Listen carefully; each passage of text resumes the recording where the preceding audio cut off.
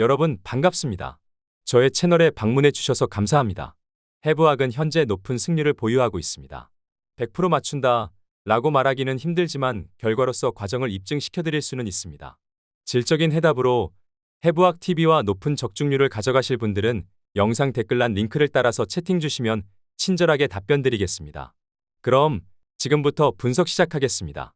4월 12일 첫 번째 경기는 맨체스 대 크리스털입니다. 먼저 맨시티는 주축 다수의 이탈에도 불구하고 펩 과르디올라 감독 특유의 정교한 빌드업 전술로 흐름을 유지하고 있다. 더 브라위너와 포드는 중원과 이선에서 공수 연결을 주도하며 오마르 마르무시는 라인 사이를 파고드는 움직임으로 세밀한 연계 플레이에 적응 중이다. 득점 기회를 만드는 데 있어 큰 공백은 보이지 않으며 수비에서는 아칸지, 스톤스, 아케가 빠지며 불안 요소가 있으나 공점유율로 리스크 자체를 줄이는 운영에 능하다. 이어서 크리스탈 팰리스는 공격 라인은 위협적이나 수비 구조 붕괴가 뚜렷한 상태다. 게히와 은케티아가 징계로 빠지고 라크루와 두쿠레, 리아드 등 부상자도 적지 않아 수비 라인의 커버 능력과 중원 전환력이 동시에 약화되었다. 에제와 마테타의 역습 전개는 날카롭지만 볼 점유율이 낮은 상황에서는 고립되는 장면이 자주 발생하며 라인 간격이 벌어지면 전방 연계 자체가 무너지는 취약한 구조다. 맨시티는 부상자 공백에도 불구하고 전술적 완성도와 공간 점유 능력에서 큰 흔들림이 없다. 반면 팰리스는 수비와 중원 중심 자원의 이탈로 전체적인 밸런스 붕괴가 우려되는 상황이며 맨시티의 정교한 공격 전개를 막기엔 역부족일 가능성이 높다. 결과적으로 맨시티의 수월한 승리 흐름이 예상되는 매치업이다. 두 번째 경기는 브라이턴 대 레스터시티입니다. 먼저 브라이턴은 결장자가 많지만 기본적인 전술 완성도와 조직적 움직임은 여전히 돋보이는 상태다.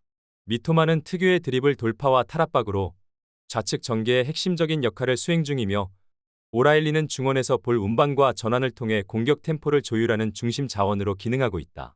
수비 라인은 부상 공백이 있지만 전체적인 라인 유지와 압박 시점이 정교하게 유지되고 있으며 특히 홈 경기에서는 전반부터 높은 점유율과 압박을 기반으로 경기를 주도하는 경향이 강하고 결장자가 많아 전개 속도는 다소 느릴 수 있으나 전술적 정돈이 잘 되어 있어 라인 붕괴는 적다.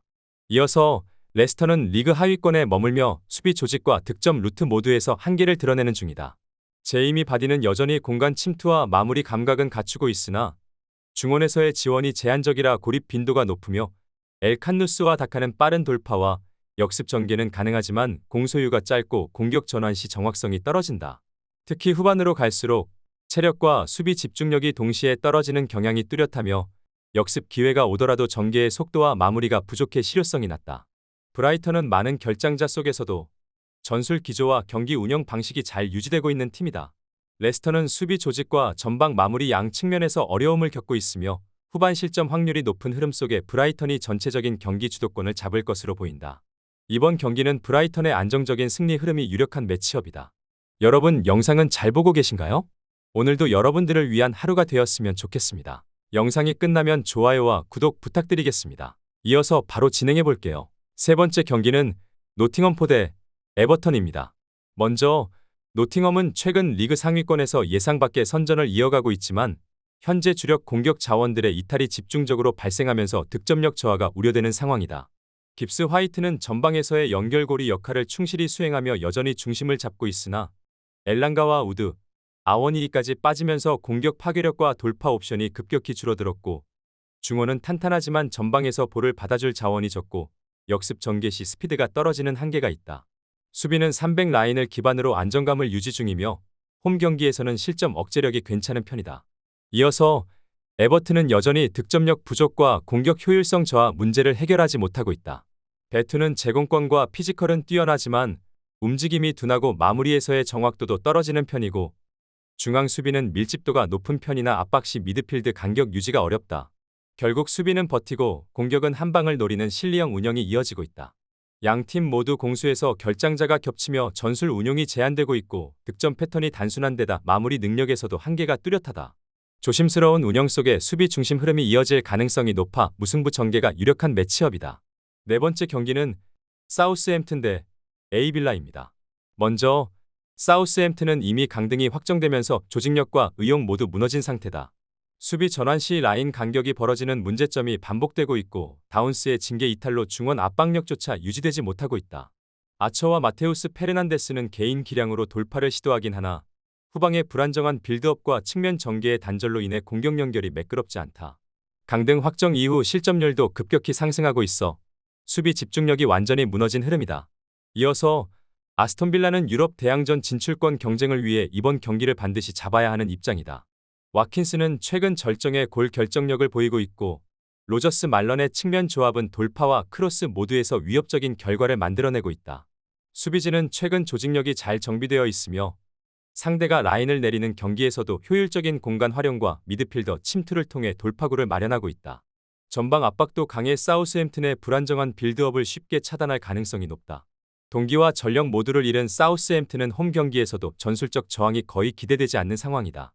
아스톤 빌라는 강등 확정팀을 상대로 빠르게 선제골을 만들고 리드 유지에 능한 팀 컬러로 경기를 실리 있게 마무리할 수 있는 흐름이다. 이번 경기는 사우스햄튼이 완패할 가능성이 높은 매치업이다. 마지막 5번째 경기는 아스널 대 브렌트퍼입니다.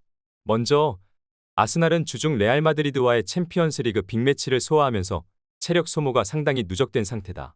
특히 수비진의 중심축인 마갈량이스와 측면 수비의 토미아스까지 이탈하면서 공수 밸런스가 흔들리는 흐름이다. 하지만 홈에서는 여전히 점유율 중심의 전개를 주도할 수 있고 아처 디블링 조합을 중심으로 한 빠른 템포의 좌우 전환과 이선 침투는 위협적으로 유지되고 있다. 마테우스 페르난데스는 전개의 안정감을 제공하며 후방 빌드업부터 공격 연결까지 전술적인 허리 역할을 담당한다. 경기 초반보다는 후반 체력 저하 구간에서의 운영 안정성이 관건이 될 경기다. 이어서 브렌트퍼드는 최근 수비적인 조직력을 기반으로 중위권을 꾸준히 유지하고 있는 팀이다.